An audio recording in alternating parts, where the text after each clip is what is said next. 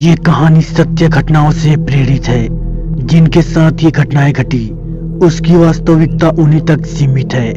भूत प्रेतों और अपसामान्य विषयों होने पर चैनल कोई दावा नहीं करता और ना ही प्रोत्साहन करता है।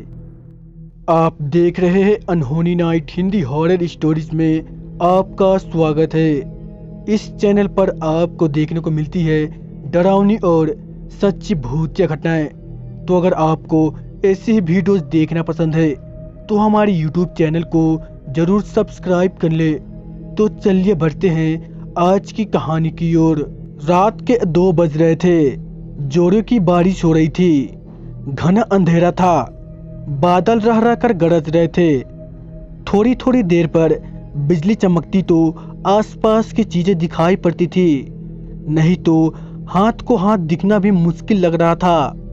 झारखंड के घाटशिला स्टेशन के बाहर रामदीन अपना ऑटो लगाए सवारी का इंतजार कर रहा था। इस मौसम में सवारी मिलने की उम्मीद कम थी, फिर भी हो सकता था कुछ देर बाद आने वाली ट्रेन से कोई सवारी आ जाए।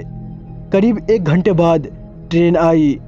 थोड़ी देर बाद बिजली चमकने पर एक 18 वर्ष की मॉडर्न सी लड़की कंधे पर एक बैग लटकाए बाहर निकलती दिखी। वह सीधे उसके ऑटो के पास पहुंची और मुसाबनी चलने को कहा। रामदीन ने कहा कि रात का वक्त है, इसीलिए वहां चलने पर 500 रुपया लूंगा, नहीं तो 2-4 घंटे इंतजार कर लीजिए, सुबह 100 रुपये में ले चलूंगा।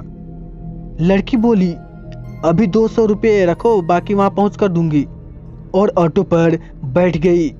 रामदीन ने ऑटो बढ़ा दिया। करीब आधा घंटे बाद वह गंतव्य तक पहुंचा।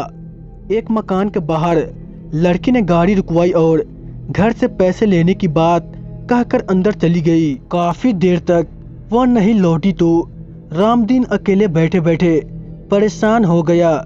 उसने घर का दरवाजा खटखटाया।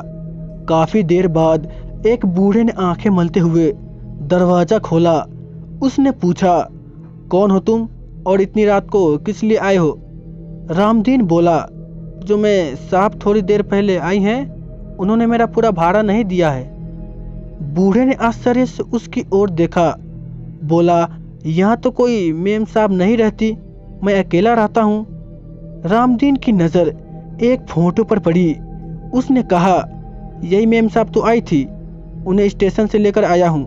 बूढ़े ने उससे आश्चर्य से देखा, फिर बोला, इस लड़की को मरे 8 साल हो गए, देखो फोटो पर माला डाला हुआ है, ये मेरी पोती थी, ये कैसे आ सकती है? रामदीन के होश उड़ गए। वह चुपचाप अपने ऑटो के पास पहुंचा। उसने देखा कि सीट पर 100-100 के 3 नोट रखे थे। उसने नोट जेब में रखा और वहां से बेतहाशा भागा। उस दिन से उसने रात में ऑटो चलाना छोड़ दिया। तो दोस्तों, ये कहानी बस इतना ही।